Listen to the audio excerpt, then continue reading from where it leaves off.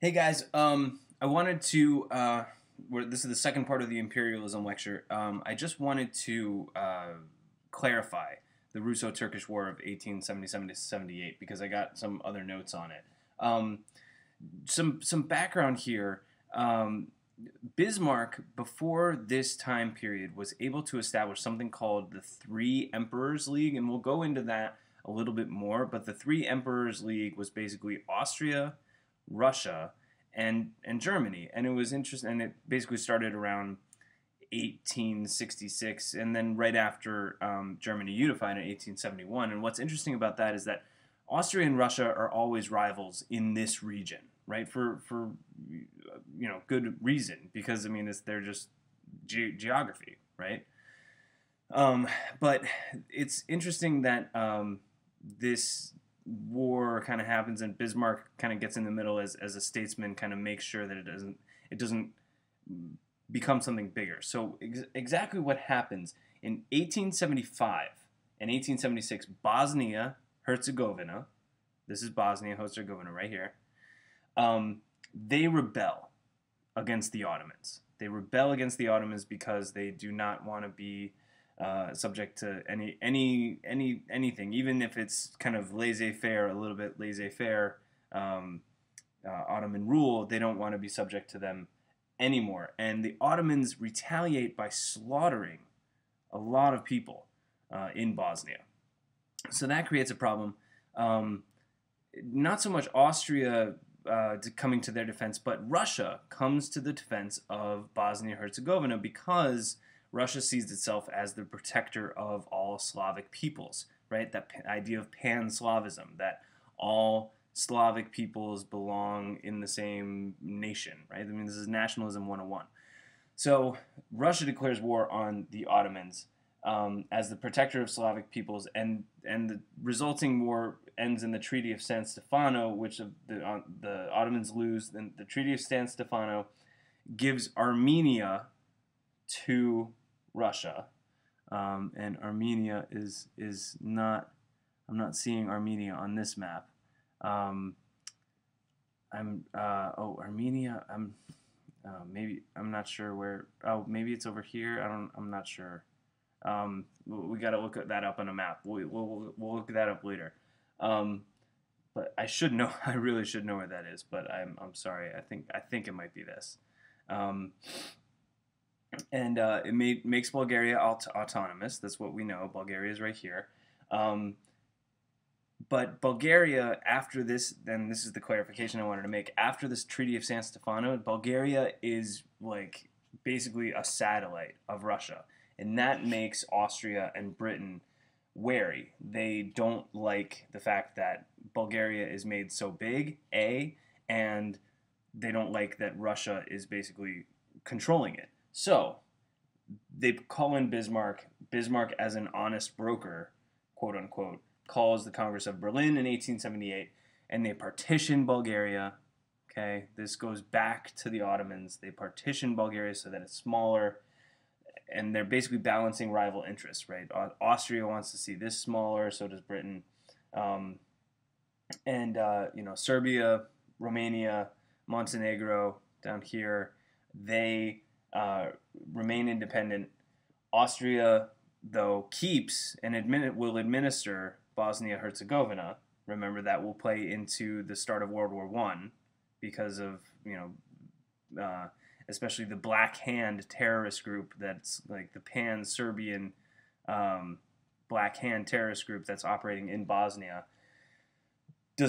hates the Austrians, and they want to kick them out. And then Bismarck is also able to keep Russia in the Three Emperors League, and that lasts for another 20 years. So this is Bismarck's like big.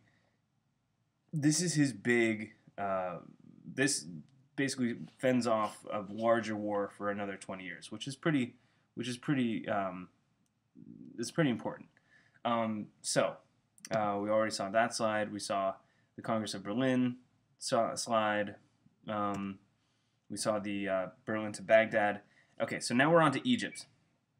Okay, so the question is, how did Egypt and North Africa fall under European control in the 19th century? Okay, so Egypt this is a picture of the Arabi Revolt in Egypt in 1879, 1882, and we'll get into that in a second. But Egypt went under substantial modernization in the 1850s and 1860s. Right, the Suez Canal, built and finished, I believe, in either 1862 or 1869. I can't remember. Mostly because of the American Civil War. The American Civil War makes Egyptian cotton much more important and highly prized, right? Because the North, in the Civil War, the Union, the Northern Navy, blockades the Confederacy, all the ports. They do a naval blockade, so they can't get out. They can't sell their cotton. And then Egypt, and they modernize, they reform their legal structure, their administrative structures, their politics. They cooperate with the French to build the Suez Canal and railroads. And then, of course, the Suez Canal later gets bought out by the British. And also the Khedive, the rulers, become westernized. I mean, look at Muhammad Ali, the Pasha, also the Khedive of Egypt, 1805 to 1848. Very traditional dress. But Ismail Pasha, 1863 to 1879, Western, very they've westernized, right? I mean, they build an opera house, right? They borrow heavily from Europe financially, and this leads to the shares of the Suez Canal to Benjamin Disraeli, to pay off their debts because they borrowed so much in order to modernize. And then 1879, I want to go back. Maybe we can. No, so. Let's go back to this. In this revolt, right? 1879. This is a key moment in informal versus formal imperialism, right? 1879. Western banking powers, Western banking interests insist on replacing this guy, Ismail Pasha, who's more of a nationalist, who's kind of breeding Arab Egyptian nationalism. And they insist on replacing him with another leader, another Pasha, who's more attuned to Western interests. There's a regime change, and it's manufacturing, a westernized ruler. So this is something that's repeated over and over again in the coming years. Okay, but this kind of electioneering, if you will, this political engineering, replacing one leader with another more attuned to Western interest, prompts riots led by Arab nationalists. And they're anti their own government, they're anti-Western, and this causes Britain to intervene militarily. Right, here's the British over here, but the British intervene militarily. I don't know why this is doing that. Sorry about that. The British intervene militarily, and basically, in order to protect the Suez Canal. And it becomes not a British colony fully, but a protectorate. But there are troops in Egypt, British troops, until 1956. 1956 is when the Suez Crisis happens. And the Suez Crisis is a major international relations fiasco between the United States, Britain, Israel. I mean, it's a fiasco, and it almost leads to some bad stuff in the Cold War. But this is another example of more informal imperialism moving towards formal imperialism. But the French, are still trying to make incursions into North Africa. And one of the main ways that there's this example of imperial rivalry, because that's one of our themes here, imperial rivalry.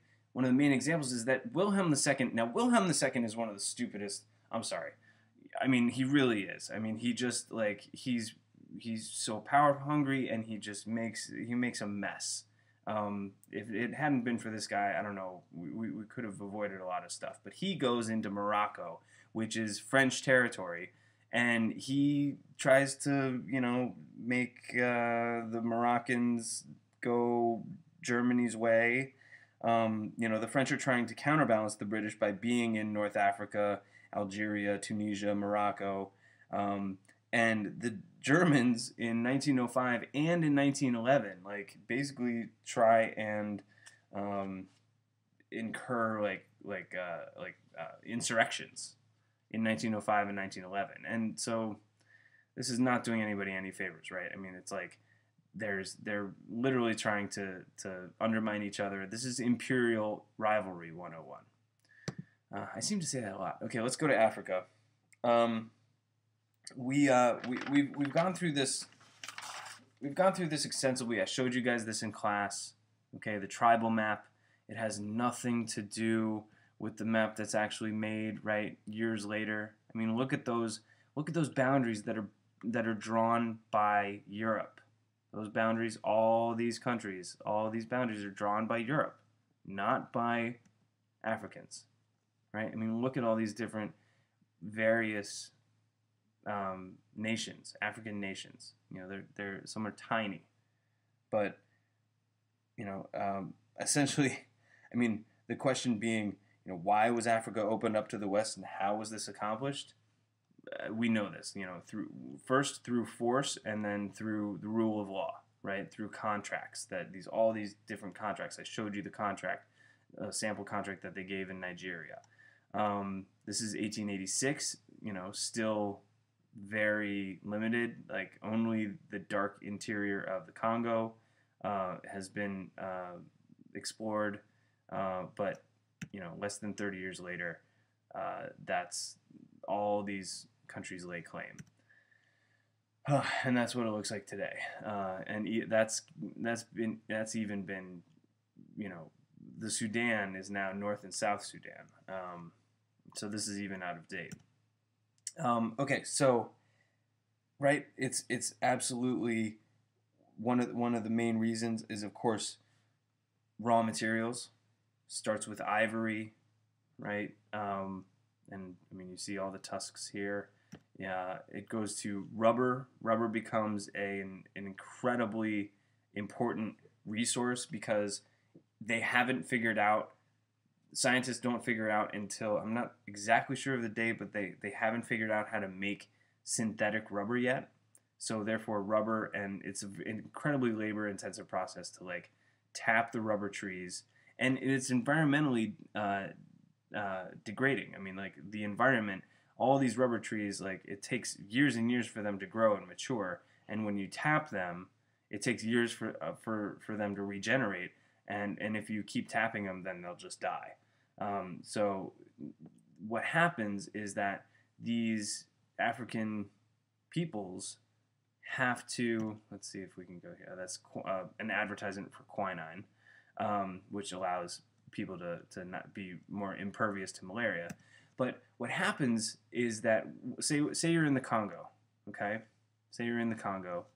Let's go up here. Say you're in the Congo and you're along, this is Lake Victoria, named after Queen Victoria. Say you're along this river and so you're contracted out, not even contracted, but you're being forced to collect rubber for King Leopold's company.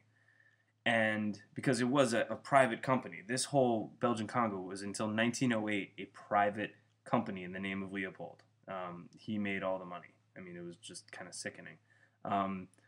So here's one of the rivers. Imagine that, like, for the first couple months, you're able to go into the jungle and find rubber trees, no problem. But after a couple months, you have to go deeper and deeper into the jungle in order to find rubber trees, and pretty soon all these rubber trees are starting to get depleted. So you can't make your quota because you can't find the rubber trees, and that leads to, as you know what, I mean, that leads to, oh, that's Henry Morton Stanley, that leads to this, right? The force publique, making, basically punishing everybody. So the rubber collection is bad. Not, I mean, that's kind of simplistic, but it is pretty horrible. Okay, let's see. obviously there are missionaries and explorers. We've kind of gone through that, but this guy Henry Morton Stanley, this is Henry Morton Stanley. He designed this hat. The Stanley hat. It becomes like he's very proud of this hat. He's a very interesting character. But he's the guy who maps the Congo. He's the guy who is employed by Leopold and helps Leopold found this private company. And he's the guy who gives all these chiefs, some 500 chiefs, right, the treaties, and essentially he's one of the guys that we can kind of point to. I just have some quotes. Here's the Rudyard Kipling quote, and the Cecil Rhodes quote about Anglo-Saxon influence. Just like the worst kind of social Darwinist you can imagine. Let's see. Here is Leopold. Here's the Force Publique. We've seen these photos. I don't want to dwell on these too much. But the Berlin Conference, okay, is just like the same photo from the Congress of Berlin, but different. I guess it's a sepia tone if you're Instagramming.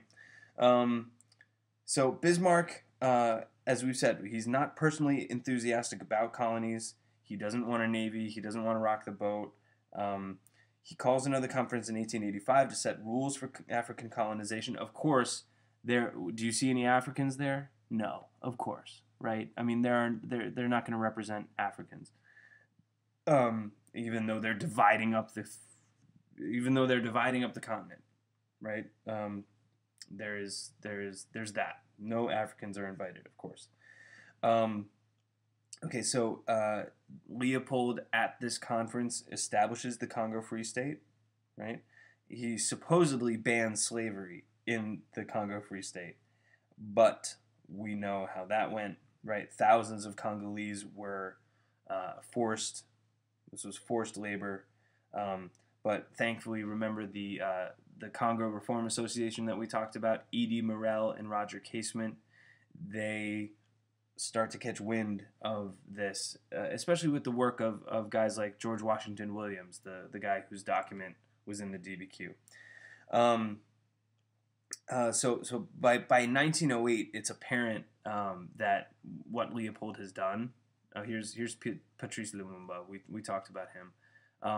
But by 1908, it's apparent what Leopold has done, and the Congo Reform Association had created a massive media onslaught. I mean, the Congo Reform Association was really the first humanitarian kind of whistleblowers. They were whistleblowers. They were like the first whistleblowers. They were like, what is going on down there? And they finally are able to wrestle control away from the Congo from Leopold in 1908 when these atrocities are recognized. But the Congress, the effect, the big takeaway is that it establishes the rules for European, what's quote unquote effective occupation, and within 15 years, European powers claim the whole continent. Okay. I mean, we have to remember that Africans they did not live in a cash economy. They were not motivated to become wage earners. There was no reason for them to become wage earners, right? They had no use for wages. This was absolutely just destructive to Africa. And guys like Patrice Lumumba tried to do something about it after the Belgians left. As you can read, there's tons of documents out there that corroborate all this stuff, but they're books, very scholarly books written about how he was killed with the help of the CIA, and the westernized elite that evolve from this time period are incredibly corrupt. Lumumba is replaced by a guy named Mobutu, who basically, he kills a lot of people and he's very corrupt. This was a very, very this is very interesting. So this is Caroline Lacroix, I think. Mistress to Leopold II, when they met, he was 65 and she was 16. She bore him 2 sons, one of which had a deformed right hand, which is, I guess you can say this is poetic justice, right? But let's talk about how this is Cecil Rhodes, Cape to Cairo. Let's talk about how the scramble for Africa affected the relationships among the great powers. Okay, this is a propaganda portrait of the death of General Chinese Gordon at Khartoum, the British general. You can see the depiction of this guy stabbing him in the back. But there were so many there were numerous conflicts that almost led to open war, right? Mostly the Europeans easily defeated the Africans. We know that. The only successful case was in 1896 when the Ethiopians defeated the Italians. Then there were other numerous incidents of near open conflict as the Europeans divided up Africa. Basically, obviously the great rivals are going to be France and Britain, and then Germany joins after the 1880s. Basically after Wilhelm II kicks Bismarck to the curb. And the Germans are trying to make one solid band across. If we go back down, they're trying to make a solid band across. The British are trying to make a solid band from north to south. We know that. And we know the French had North Africa. And Chinese Gordon, I just wanted to tell you about this guy. Chinese Gordon was incredibly popular. He had gotten the name Chinese Gordon because of the Opium Wars in China, so he dies at Khartoum, which is right. Where is Khartoum? Khartoum's somewhere along this area. This is in Khartoum in the Sudan, and then the British kind of. What am I trying to say? The British retaliate essentially and send General Kitchener, and Kitchener defeats the Mahdi, the Mahdi nation at Omdurman in 1898. And it's interesting. He's pointing to the sacred tomb of the Mahdi, and it's damaged by. I mean, it's almost as if he's proud of this. Right? I mean, this is kind of like a little bit of a propaganda piece. But this helps, this victory at Omdurman leads to the Fashoda crisis. Okay, the Fashoda crisis, he wins, Kitchener wins at Omdurman. This is one of the most famous battles. That's the famous battle where they kill like 10,000 Mahdi and only lose 48 troops. They keep marching south, and it just so happens that the French are marching up this way, and they meet at Fashoda, and they're basically like, "Hey, you guys put your weapons down. You guys put your weapons down." Like, there's almost a big fight that breaks out. So the Fashoda crisis, they eventually back down, but it's just like this is an example of people with guns just. Anything can happen. I mean, like the arms race, the ability for an army to just kind of in the heat of the moment, anything can happen.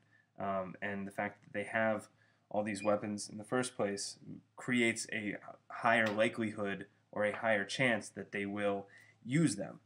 And then the last big international crisis at the turn of the century is the Boer War. Okay, 1899. The British go to war with the Dutch settlers in South Africa who had been there since basically the 1600s. They're known as the Boers or the Afrikaners, and the Afrikaners basically remain in power in South Africa for a long time. They end up coexisting with the British after a while, but they found gold and diamonds, right? And it's essentially about gold and diamonds, and Cecil Rhodes is all over it, as the founder of De Beers Diamond Company, and it's a 3-year war. There's lots of guerrilla fighting, and of course we know concentration camps when thousands died. I mean, the British installed concentration camps. We don't have to thank the Nazis for this. We have to thank the British. Sorry, Daniel. But this originated with the Boer War. The British won after 3 years, so they basically controlled all of South Africa after 3 years. But they gave autonomy to where the Dutch had settled, basically in a region called the Transvaal and the Orange Free State. So it's kind of like semi-independent status. So the Fashoda crisis and the Boer War also brought Britain into the realization that they were kind of unpopular, and that they needed to start changing their foreign policy. And as we've talked about before, like the map of Africa remains pretty bad. Okay, let's talk about Malaysia. Let's talk about, so this is Indonesia. Sorry, Indonesia, not Malaysia. So in what ways were British India, and we'll get to India in a second, and the Dutch East Indies, also known as Indonesia, ideal colonies? Okay. Not only is there cotton here, you can get cotton, you can grow cotton here, you can grow a whole bunch of stuff, but mostly, I mean, it's a lot of coffee. I mean, Sumatra, Java, there's some really good coffee that is grown here. India and Indonesia are incredibly rich in resources, right? They're always going to create huge profits. They're within the nations, local peoples, like there's a thriving domestic economy. So tapping into that was always important. And it's interesting though that one of the positive effects of imperialism is that when the Dutch settled this area, at least for a while, intertribal warfare settles down for a while. It doesn't last all the time, but essentially over these 17,000 islands of Indonesia, the Dutch are able to, they basically suppress the people, they suppress any rebellions, they suppress intertribal warfare. They're able to then create an exploitation system called the culture system. The culture system, that's an ID. The culture system by which farmers had to deliver specific quotas of crops such as sugar or coffee, right? Kind of similar deal to Leopold's Congo. But the Dutch do encourage the teaching. They continue. We try not to mess with your culture, so they continue encouraging the teaching of education in the local languages, mostly Malay or Javanese. In this way, the Dutch are helping preserve native cultures, and they're trying to delay the introduction of Western ideas, especially Western ideas of nationalism, because they don't want them to revolt. But this is successful to a certain degree. But Indonesia is incredibly rich. So let's move on to India. These are actually Indian weavers at the 1886 Colonial and Indian Exhibition in Great Britain. They recreated the Indians kind of more or less they recreated the Indians' less industrial way of production. I think they're making a rug, or they're making some kind of cloth. But this is kind of they're like, oh, let's bring this to Great Britain in order to make this an exhibit, right? I mean, this speaks again to the kind of, I guess they are making a rug. This speaks again to the kind of I mean, they basically made these people into a museum piece, right? It was like, oh, look how quaint. Look how quaint this is. This is not only degrading to these people, but it's not surprising. It's not surprising that the British would do something like this, especially in the age where this is the age of museums and zoos and bringing the rest of the world to Great Britain to say, oh, look how big and awesome our empire is, and look how we're making these people's lives better by giving them new technology in order to do this faster, right? But again, it begs the question: well, did they ask for that technology? Who were we to? Anyway, I'm not. Don't get me started on that. British Raj equals British rule, right? The exportation of games, of table tennis, right? Of the word posh comes from this time period where if you wanted to take a cruise from England to if you wanted to take a cruise from England to India, you wanted a port out starboard home room so that you didn't get the sun all the time. So meaning posh literally stands for port out, meaning you want to be on the port side when you leave, when you go out of England, and then you want to be on the starboard side when you're returning home. I mean, yeah. Okay, we've already gone through several talks about India and how it went from informal imperialism to formal imperialism.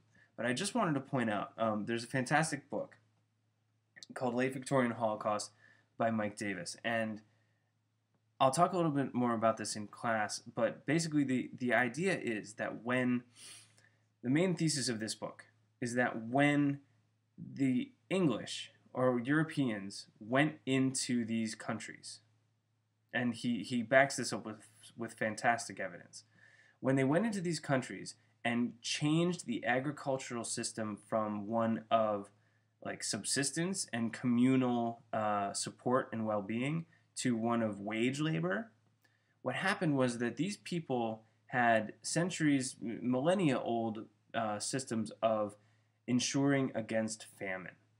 Okay, ensuring against famine. So what these people would do before the Europeans came was that they would like put every single harvest, a piece of every single harvest, into a communal like silo or some kind of storage unit that they would keep in event that they ran into famine. They could keep that and they could keep it fresh, and they would like rely on that in times of famine. So when the Europeans came though, and they changed the agricultural system to one towards geared towards more production, they basically didn't let them do this. Like they changed the system so that they didn't have this extra grain to fall back on. Therefore, when there were some El Nino, meaning like weather changes, that bring on droughts, when there were El Nino famines, that are pretty normal, El Nino weather patterns, they didn't have any grain to fall back on. So this actually caused worse famines than before. This is one of the, Palmer tries to make the argument that, European presence decreased famine, and Mike Davis's work refutes this utterly. So I just wanted to point that out. So we've already seen this image, right, of the Sepoy mutiny. I mean, it just gets kind of like, oh my God, I can't sometimes even imagine. I just can't believe that this sometimes happened, that these people were put to death this way. And then, obviously one of the missionary ways that they went to try and say, oh, your culture is bad, is the practice of suti, where widows would immolate themselves if their husbands, I believe if their husbands died, and yeah, I mean, just the outlawing of Suti. The British threatened to ban the caste system, right? I mean, which is sacred to Indians. Whether or not you agree with the caste system or not, right? I mean, is it your place to ban something that means something to these people? I don't know. I mean, that's an issue up for discussion. But all of this stuff leads to a lot of this stuff also contributes to the Sepoy Rebellion. I just wanted to point that out. And when the British remove the Mughal Empire and basically make everything formal empire, they collaborate with the Indian upper class, and they make sure that they indoctrinate the Indian upper class into those people that they can trust, that they can work with, and this, I mean, this leads to the Indians having a English-speaking bureaucratic elite, right? So the ways that the British would first try and get these elites on their side, right, the Indian upper class, of course they would educate them. They would educate them in Western ways, and the first Indian National Congress in 1885, most of these guys, probably all of them, are English educated, especially this guy. Who's that? Who do you think it looks like? Right? Western dress, educated in London. That's Gandhi. Gandhi is one of those English-speaking bureaucratic elites, from the Indian upper class. He's from the merchant caste, right? So, yeah, we've gone over India, but India doesn't gain its independence until 1947, led by this man, of course. Obviously, he's in very traditional dress in this picture. So on to Persia and Iran. My specialty, but I won't go into it very, very much. Essentially, long story short, this area is controlled by Britain. This area is mostly controlled by Russia, but Tehran is kind of, that's the capital. Tehran is kind of, equal opportunity for equal Russia and Britain. But you can see kind of how everything is kind of chipped away from Persia. I mean, it doesn't actually be called Iran. It's not actually called Iran until the 1920s, when Reza Shah comes to power. But you can see how all these, it gets chipped away, lost to Britain, right? 1863, exchange with Pakistan, a gain from Britain, lost to Britain, lost to Britain, lost to Britain, lost to Russia, lost to Russia. All this little territory gets chipped away. But the Abadan, the oil refinery that I was talking about, it's right here. That's here's Kuwait, right? And Abadan, the Abadan refinery is right there. So that the Britain and Russia compete for control of this area, right? And then later on in the Cold War, the United States and Russia will compete, and the United States eventually wins. But obviously you can see why Russia wants this, because if they get control of Iran, they get a warm water port. I mean, they get access to the Persian Gulf. And so this is also called the Great Game. They call this the Great Game. And remember that oil is discovered. Here's another map. Here's Iraq. Here's Saudi Arabia. Here's Iran. Afghanistan. Right? Pakistan. And oil is discovered in 1908 in Persia. There's a constitutional revolution in 1905 in Persia. I wanted to show you this again just to show you how important Persia and then subsequently Iran is to life in this region. It's a geographic, it's location. It's got great location. And Iran goes through its constitutional revolution in 1906. Basically, like, if you can imagine the French, like some iteration of the French Revolution happening, almost 120 years later, or I guess 120 years later. Like, this is when 1906 is when Persia starts to get kind of Enlightenment values. So you can imagine, like, they're kind of 120 years behind. Okay, so we will pick up with Persia again later, but Persia is like, Churchill will later say that in World War I and World War II, that Britain floated to victory on an ocean of Persian oil. Okay, let me say that again. Winston Churchill will say in that, that the United Kingdom, that Britain, floated to victory on an ocean of Persian oil in World War I and World War II. And it's true, because after 1908, the British control the oil in Iran. The British are the ones who find the oil down here. The British find the oil in 1908, and they are the ones that control it from 1908 on. I mean, it's huge. This is a huge strategic windfall for them. Okay, and of course we know about the opium that's grown in India. We know about its influence on China. Okay, so this is, Daniel, you're going to have to help me out with the pronunciation of this. I have no idea how to pronunciate this, the name of this Chinese emperor, but this is the guy who is presiding in 1839 when the British, basically, when he finally tries to put a foot down on the British imports of opium. One thing I wanted to say, let's go back to this for 1 second. Go back to Persia.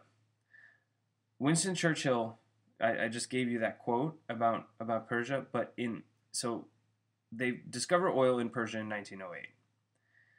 Just so happens that it's in land that British control, and the British are the ones who find it.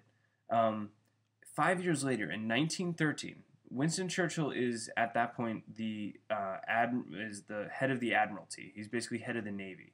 Churchill makes the strategic decision, an incredibly important strategic decision, to change how the ships are powered, how the British Navy is powered. He switches the British Navy from being powered by coal to powered by oil. Okay, so really, World War I, there's a big component of it that's a lot of it is about energy, control of energy. And I'll get into that a little bit later. But it just so happens that, remember Alsace-Lorraine that France loses after the Franco-Prussian War? Alsace-Lorraine that sticks in the French craw? That has oil. Okay, so this is the guy who's in China. And so why was China the prized colony in Asia? China was the one country in Asia that every great power wanted to colonize, right? Essentially, the Opium Wars open up China so that eventually the Manchu dynasty, the last dynasty in China, falls in 1912. The British, the European powers, are pretty much directly responsible for, essentially the weakening of China that allows Japan to come in and then, allows Mao to rise, Mao Zedong. It's kind of all the Europeans' fault. One of the biggest things that comes out of this time period, there's the Opium Wars in 1839, the first Opium Wars in 1839, followed by the second Opium Wars in 1857 that France joins in with the British to try and force opium on China, but also the Taiping Rebellion in China, 1850 to 1864. This is like a huge civil war, and it's actually in this rebellion. I got it wrong earlier. It was in this rebellion that General Chinese Gordon, right? The guy who gets killed at Khartoum, um, he helps suppress this rebellion with the Chinese. So the Chinese are kind of indebted to the Europeans, especially to the British, for helping suppress this rebellion, because Chinese Gordon helped suppress this rebellion. But like 20 million people died. 20 million people died in this rebellion. So that's a lot of people. So we've already gone through the Opium Wars, right? We've seen this cartoon where it's Queen Victoria and Wilhelm. I think this is Nicholas II. This is the Japanese emperor. Is this America? I think this is America. Right? We've seen that before. We know how destructive opium was. I mean, like 30% of the population and more were addicted to it. I mean, this is just, you can see it. I mean, they look like famine victims. I mean, it's disgusting. And look at the anti-opium propaganda, but, it's, right. Anyway, so the first Opium War was in 1839, as I said, and then in 1857, Britain and France go and force the Chinese government to its knees. They storm this palace. I showed you this, the Emperor's Summer Palace. And they basically ransack it and take everything out of it and bring it back to Europe, to Britain. The treaties that they make them sign,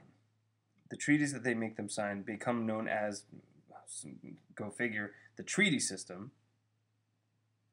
And the Chinese basically ceded certain territories and gave trading privileges and legal rights to Europeans, making them immune to Chinese law. So, like, you could, if you were European, you could kill a Chinese person and get away with it.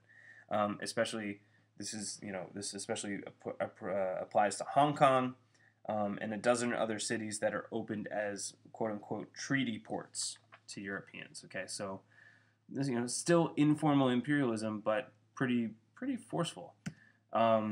This leads to, of course, the Boxer Rebellion.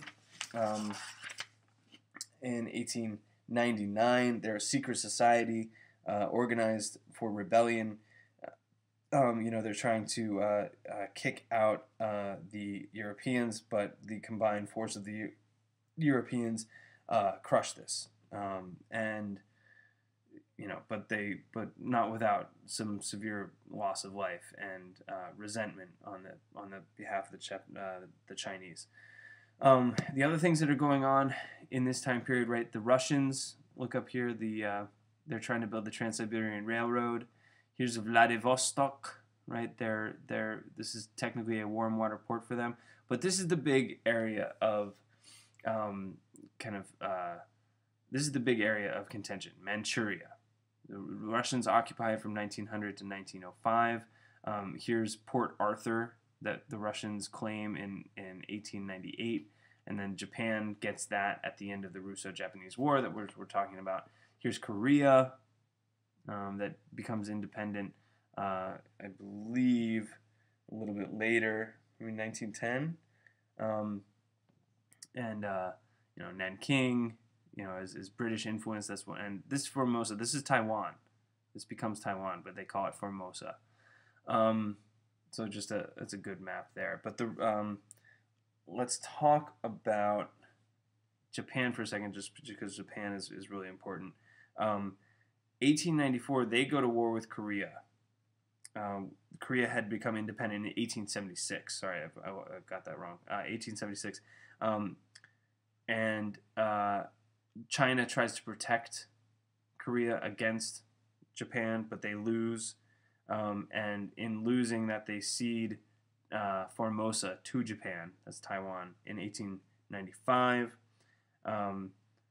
And this goes to Japan for a little while, and then Russia takes it over. But that's neither here nor there. But Russia wants this area. Okay, that's the big, Russia's got his eyes set on that. That's the big takeaway. Okay, so let's move on. We're almost done. Russo-Japanese War. What's the big deal about this war? What are the issues, and why was this war important? Essentially, they're competing over Manchuria and Korea, Russia and Japan. Japan seeks markets, they seek raw materials, they want recognition as a great power, right? Essentially. Um, Interestingly, they sign a military alliance with Britain in 1902. Japan allies with Britain in 1902, and that lasts 20 years. Um, and the Russians basically are hoping to divert tensions at home.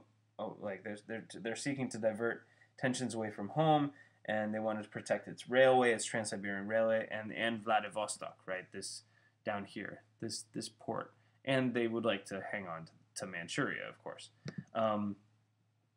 So the war breaks out in 1904 when Japan attacks Port Arthur. So Japan is the aggressor in this one. They attack Port Arthur. And then the decisive battle is the Battle of Mukden. I thought this is a German, like from a German perspective, what the Russo-Japanese War was all about. Here's Japan as a woman. Here's Russia as a silly old bear. Here's France, on the tail of Russia. I mean, it's just kind of ridiculous. And here's England. Yeah, it's all right. Okay, so here's Nicholas II. The Battle of Mukden was the largest battle to date in human history. 624,000 people, 624,000 men. And the Russians are absolutely humiliated by the Japanese. This is the first time a European power had lost a war to a non-white nation, basically. So basically the big consequences are twofold.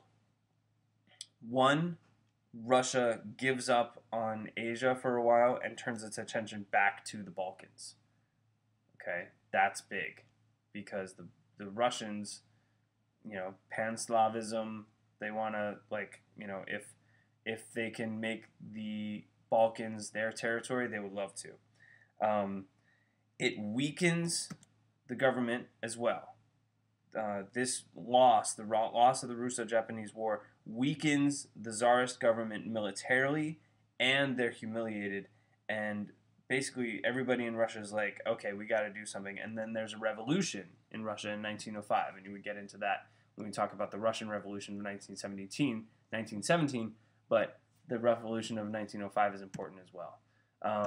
So I just wanted to kind of end with two more points.